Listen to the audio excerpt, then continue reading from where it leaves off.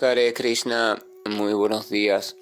Namo Vishnupadaya Krishna Prestaya Bhutale Trimate Bhaktivedanta Swaminiti Namine Namaste Saraswate Deve Gauravani Pracharine Nirvisesa Sunyavadi Pashatya Deshatarine Shayatri Krishna Chaitanya Prabhu Nityananda Tri Abdvaita Gadavdara Rivasadi Gaura Bhaktavrinda Hare Krishna, Krishna Krishna, Hare Hare, Hare Rama, Rama Rama, Hare Hare. Hare Krishna reiterados. Vamos a continuar con las propuestas y reflexiones sobre algunos de los siempre radiantes textos del Srimad Bhagavatam, recordando que estamos en el punto donde Maharaj Parishi había salido a recorrer diferentes tierras en virtud de enfrentarse y controlar aquellas manifestaciones de deterioro y de degradación que se estaban presentando, y en su recorrido iba escuchando cómo los cantores relataban sus grandes glorias, así como las glorias de los pandas y la magnífica relación amorosa que se manifestó de diferentes formas entre el señor Krishna y la familia de los Pandava, que eran sus amigos y también sus devotos puros. Entonces en ese recorrido hay una pausa y se añade una situación nueva. Se dice que el Dharma, o sea, los principios religiosos en forma de un toro, se encuentra con el espíritu de la tierra en forma de una vaca. Los principios religiosos, entiéndese como aquellos principios recogidos en las escrituras, modificados en algunos momentos de la historia de cada creación, siempre para el bienestar de la humanidad toda. Son principios que no son más que principios de comportamiento, principios que un poco indican en qué sentido deberían ir dirigidas nuestras actitudes, pensamientos, palabras, obras, en conformidad a la posición de cada cual dentro de la sociedad y dentro de la familia, de manera tal que si nos guiamos por esas indicaciones, nuestra vida se puede ir armando de forma armónica hasta que devengamos en un verdadero ser humano.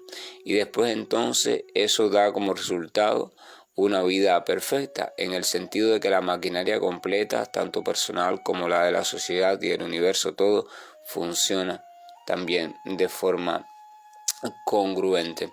Y esto es lo que posibilita que el ser humano comience a sentir la fuerte tendencia, y de un modo natural también, de reflexionar y comenzar a dirigir sus pasos hacia la búsqueda o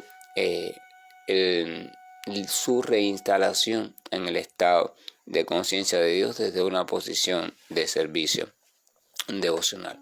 O sea, primero tiene que venir el Dharma, primero tiene que venir la ley, así lo llamarían los judíos, la ley, el pueblo de Israel, la ley. O sea, la ley. Primero tiene que venir una serie de principios que ayudan a un poco reeducar nuestra vida, a alistarnos, a capacitarnos, para que después entonces vaya surgiendo lo que conocemos como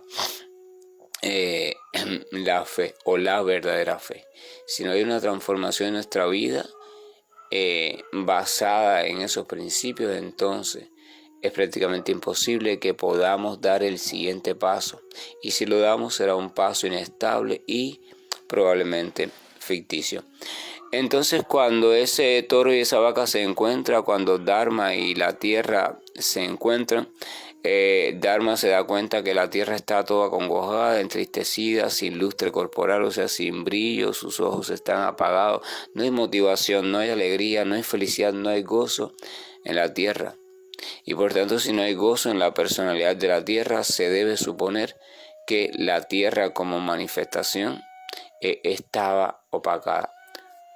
Había hambre, miseria, sequía, las plantas no estaban produciendo, las semillas no estaban naciendo, había muchas plagas, la tierra estaba pasando por una situación así, y por eso es que se veía a la personalidad de la tierra de esa manera. Entonces Dharma, preocupado, empieza a indagar posibles causas que puedan estar contribuyendo a que la Tierra estuviera de esa forma, y les va mencionando estas menciones que está haciendo Dharma, y que todavía faltan unas cuantas. Son muy interesantes porque él va a ir mencionando aspectos que desde el propio Dharma, desde la propia ley prescrita, serían motivo de tristeza real para alguien que verdaderamente esté ubicado en el camino correcto. O sea, todos los puntos que Dharma está mencionando en estos textos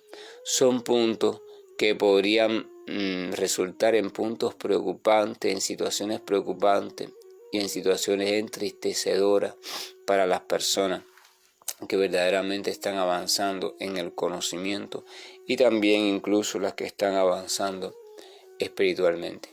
Por tanto, es alarmante si nosotros leemos estos puntos y reflexionamos sobre ellos y podamos caer en cuenta de que aún frente a muchos de estos puntos, nosotros u otras personas que alardean de ser muy espirituales y religiosos no se entristecen. Si estas cuestiones que menciona aquí Dharma se presentan en nuestra vida, o se han presentado, se están presentando, y no causan en nosotros tristeza, o no causan tristeza o preocupación en aquellas personas que supuestamente están llevando con regularidad una práctica espiritual, entonces debe saberse que la práctica no está dando resultados. La práctica y el Dharma no pueden ir separados, porque práctica también significa Dharma. O sea, para practicar algo que nos conduzca hacia la autorrealización, hay que comenzar por el Dharma. Hay que seguir hay que iniciar por ir instalando el Dharma en nuestra vida. Tenemos que ir transformando nuestro estilo de vida en un estilo de vida dhármico. Esto significa un estilo de vida regulado y bien guiado. Y la prueba de que eso está haciéndose es que entonces algunos elementos y situaciones comienzan a resultar preocupantes, en el sentido de que nos entristecen, porque nos podemos dar cuenta que no son buenos síntomas, ni tampoco dirigen en buen rumbo, ni a la criatura de manera independiente, ni a la sociedad de manera colectiva. Vamos a un poco a recordar algunos de esos elementos mencionados por Dharma en la lectura pasada. Dharma, en la forma de un toro, preguntó: Señora, ¿acaso no se encuentra usted sana y fuerte? O sea, eso es un primer elemento que podría dar tristeza a una entidad viviente.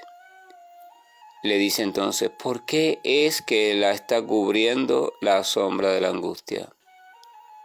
Su cara indica que usted se ha ennegrecido, o sea, se ha oscurecido, se ha opacado. ¿Acaso está sufriendo de alguna enfermedad interna? ¿O acaso será que está pensando en algún pariente que se encuentra lejos, en un lugar distante? O sea, las enfermedades internas o enfermedades personales, así como también el distanciamiento de un ser querido, pueden causar tristeza. Sigue diciendo: yo he perdido 3 de mis patas y ahora estoy parado en una sola. ¿Se está usted acaso lamentando por el estado de mi existencia? O sea, el sufrimiento de los otros o de otro también puede causar tristeza en una persona que tenga un corazón bondadoso. Sigue: ¿o será que usted está muy angustiada porque de ahora en adelante los consumidores de carne la van a explotar? O sea, el aumento de personas que empiezan a sumarse a la fila de los violentos también da tristeza a las criaturas que sean de corazón puro y que tengan conocimiento, porque ellas no son amigas de la violencia. Continúa diciendo: o quizás se encuentre usted en una situación lamentable porque ahora los semidioses están privados de su ración de las ofrendas, de los sacrificios, debido a que actualmente estos no se celebran. O sea, las personas con conocimiento también se entristecen y se lamentan mucho cuando la población en general, incluyendo a las personas más responsables o que cuentan con ese deber de las ofrendas, ya no dedican nada a grandes personalidades, sino que con una mentalidad muy demoníaca y torpe, se creen o quieren todo simplemente por el disfrute de ellas y piensan que las cosas vienen por su merecimiento. Yo me las merezco, yo las trabajé, yo esto y aquello, ¿verdad? Ese pensamiento no es saludable. Y por tanto, como yo me las merezco, son todas para mí y no se acuerdan ni siquiera de agradecer, así que mucho menos de hacer ofrendas. O sea, eso también entristece a las personas de conocimiento porque saben que ese es el primer paso hacia la perdición. Sigue diciendo: ¿o será que usted está afligida por los seres vivientes a causa de los sufrimientos que a estos les infligen el hambre y la sequía? O sea, eso tiene relación con uno de los elementos que ya mencionamos al principio, que es que la persona de corazón bondadoso y que se va encaminando hacia la espiritualidad siente compasión, siente un sentimiento de cierto dolor al ver las necesidades o al ver las situaciones penosas por las que otras criaturas puedan estar pasando. Continúa ahora el texto diciendo: ¿se está sintiendo usted compungida acaso por las mujeres y los niños infelices a los que personas inescrupulosas dejan abandonados? La literatura védica indica que las mujeres, los niños, los ancianos, las vacas, los brahmanas, que son los encargados de mantener los principios religiosos, que esos elementos de la sociedad deben de ser protegidos a toda costa. Por tanto, abandonar un niño, abandonar una mujer a su suerte, no está bien visto por la sociedad védica. Así que por tanto una persona compasiva siempre se entristece cuando se encuentra frente a uno de esos panoramas. Y entonces, debido al aumento de la degradación y de los valores desfavorables que estaban ocurriendo en la sociedad en aquel momento, entonces estaba comenzando a darse el caso de los abandonos de niños y de mujeres, o sea, falta de responsabilidad con estas dos elementos tan importantes de la sociedad y tan sensibles. Y además de eso también falta de sensibilidad. Y eso también es el principio de la perdición. Continúa diciendo: ¿o está infeliz porque a la diosa del conocimiento la están manipulando brahmanas adictos a actos contrarios a los principios de la religión? O sea, también otra causa de infelicidad para una persona que está avanzando adecuadamente en el sendero correcto es cuando se da cuenta que el conocimiento está siendo manipulado para conveniencia de mis propios placeres. O sea que los brahmanas o responsables o personas responsables de educar a la sociedad están educando en un sentido erróneo.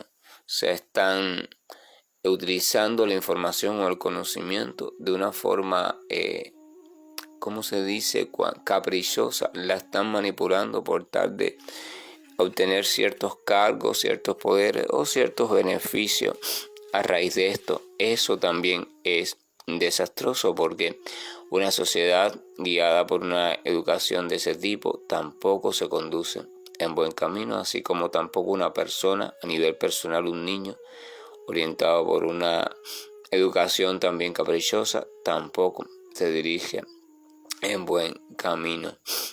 ¿O será que la aflige el ver que los brahmanas se han refugiado en familias administradoras que no respetan la cultura brahmínica?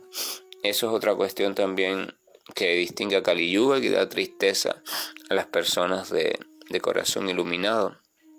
Y es ver cómo los supuestos brahmanas, cuando digo la palabra brahmana, vamos a recordar la palabra brahmana Brahmana en realidad significa aquel que tiene la visión del espíritu o aquel que ve las cosas desde el conocimiento verdadero, tal y como son, o en conformidad con las escrituras. El Brahmana, por tanto, es el maestro de las demás clases sociales o órdenes de vida, y es el encargado de instruirlos en el Dharma, de instruirlos en los deberes prescritos para que lleven una vida realmente humana y una vida adecuada, una vida de limpieza, misericordia, una vida de austeridad, una vida de compasión, una vida de veracidad, y que cada cual desde su estatus de vida pueda encaminarse en una purificación creciente hasta recuperar su estado o si su situación natural como partes integrales del Señor Supremo. Los brahmanas se entiende que a pesar de la situación por la cual estén pasando en cuanto a sus recursos, o sea, de mayor o menor pobreza, aún así deben ser imparciales y deben mantenerse fieles a lo que la ley o el conocimiento dice y actuar en conformidad a ello. No deben ser corruptos ni deben dejarse desviar a pesar de los supuestos premios que le puedan prometer. Sin embargo, en la era de Kali Yuga, los supuestos brahmanas, la mayoría de ellos se deslumbran frente a los supuestos tesoros o supuestos favores que le ofrezcan. Entonces por eso es que dice que quizás ella está así triste, la tierra está triste porque los brahmanas se están comenzando a acercar a familias administradoras que tienen una posición buena, o sea, a ciertas personas que tienen cierto poder, por decirlo así, desde el punto de vista social. Entonces los brahmanas, movidos por el interés, están acercándose o están brindando sus favores, están siendo más favoritistas con ese tipo de personas. Eso lo vemos en Kali Yuga. Kali Yuga, estos tiempos están llenos de eso, del interés. La mayoría de las personas, incluso los que deberían de ser intachables, están un poco siempre votando a favor o acercándose o teniendo cierta inclinación hacia aquellas personas que le pueden recompensar con cosas materiales que le van a aumentar su posibilidad de disfrute y placer de los sentidos. Claro, lo hacen ignorando o porque ya han olvidado debido a su ceguedad que eso lo único que hace es hundirte más, porque en la medida que aumentan ese tipo de apegos, ese tipo de placeres, que entonces simplemente aumentan también las ataduras, los enredos, y eso va a aumentar también todo lo que trae consigo después, que no tiene nada que ver con la autorrealización. Continúa diciendo: los supuestos administradores, los encargados de mantener el orden en la sociedad y dirigir también a la sociedad en una administración adecuada y correcta, manteniéndola libre de toda perturbación, esos supuestos administradores ahora están confundidos por la influencia de esta era de Kali, y por eso han puesto en desorden todos los asuntos del Estado. Ya ellos no saben cómo administrar correctamente para que los ciudadanos sean felices.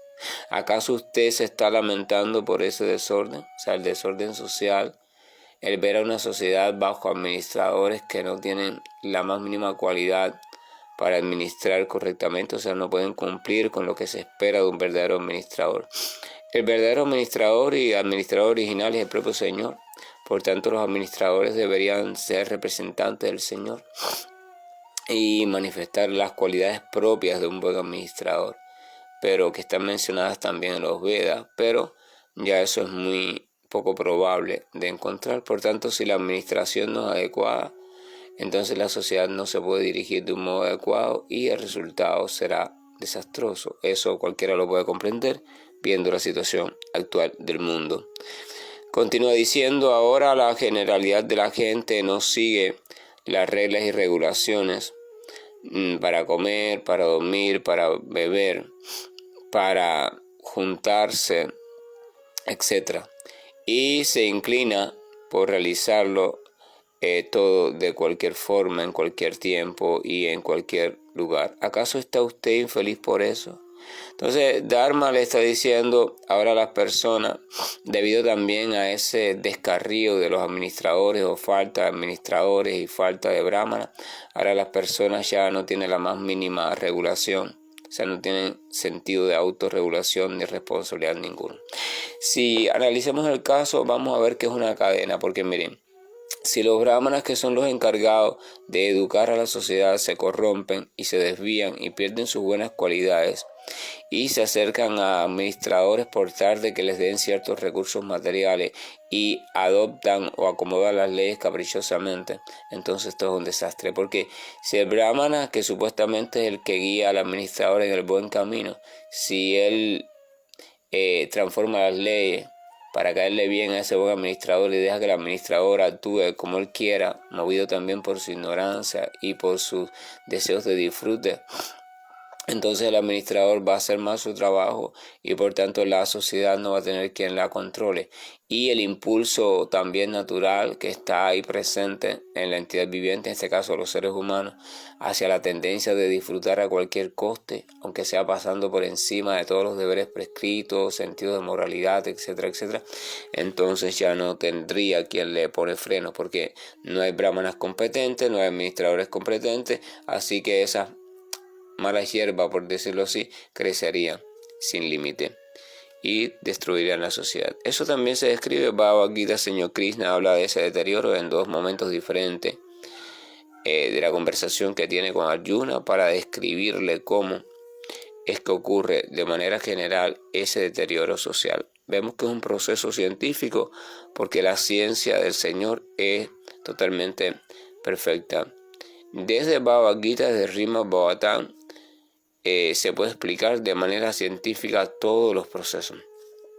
Aún así, los necios y los torpes que seguían por los comentarios o que han estudiado estos libros pero desde una predisposición poco favorable, siguen hablando de fanatismo y de creencias sin sustento y siguen diciendo que esta cuestión de la espiritualidad no es una cuestión científica, pero ellos están cegados por su propio orgullo porque ellos no se han acercado a los textos con el corazón abierto y una posición o postura imparcial, sino que lo han hecho desde su propia postura viciada. Pero si uno analiza con cuidado y de forma imparcial y también dócil y en apertura, con humildad y sencillez estos textos, va a ver que los textos describen situaciones y procesos completamente científicos que pueden ser observados, estudiados e incluso pueden ser comprendidos a través de dicha explicaciones.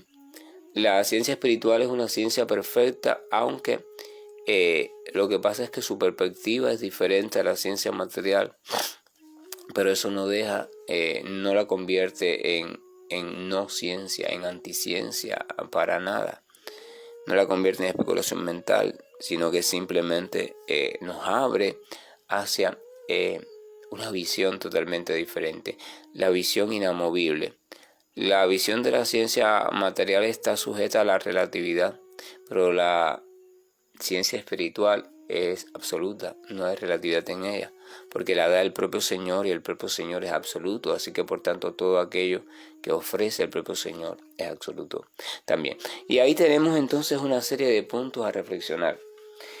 Cada lectura del Srimad Bhagavatam, cada lectura del Bhagavad Gita, cada lectura de la Santa Biblia, cada lectura de todos estos textos autorizados por el propio Señor y sus representantes puros, son joyas de meditación, joyas de reflexión. Un solo texto de ellos alcanza para transformar nuestra vida por completo si acaso dedicáramos nuestra vida a la meditación de ese único texto. Eso lo hemos mencionado varias veces, pero generalmente las personas no le hacen mucho caso a eso y prefieren leer muchos textos a profundizar en un solo texto, ¿verdad? Prefieren abarcar mucho, pero como se dice acá en Cuba, el que mucho abarca poco aprieta, o el que mucho se echa a la boca poco puede masticar adecuadamente. Eso es solo para reflexionar. Que la gracia y el amor de nuestro Señor nos guíe porque es necesario ser guiados. Hay de las torpes personas que rehúsan ser guiadas. Hay de ellas porque sus mentes las van a conducir por caminos no favorables, por caminos ilusorios, donde van a creer que están andando bien, pero en verdad están dando pasos de perdición. Hare Krishna, buen día, y estoy finalizando la llamada.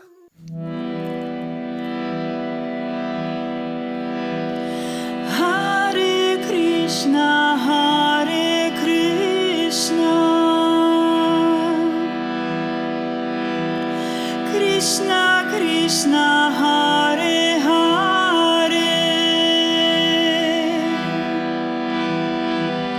Hare Rama Hare Rama Rama Rama Hare Hare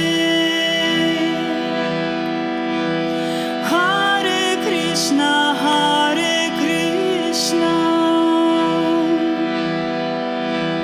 Krishna Krishna